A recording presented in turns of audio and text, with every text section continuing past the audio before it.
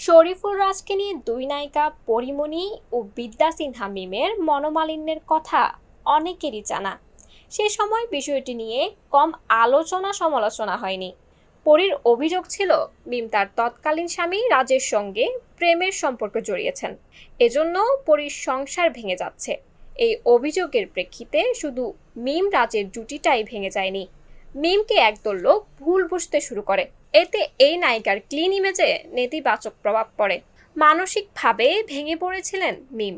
এর ফলে তিনি আর রাজের সঙ্গে কোনো ছবিতে চুক্তিবদ্ধ হননি। ফিরিয়ে দিয়েছেন রাজের সঙ্গে ভালো ভালো ছবির প্রস্তাব।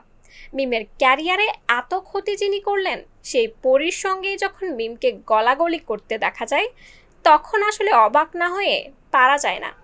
গতকাল ঢাকা ফ্যাশন ডে অনুষ্ঠানের মঞ্চে ঢালিউডের নায়িকা মিম ও পরীমণির গলাগলি দেখে সবাই অবাক।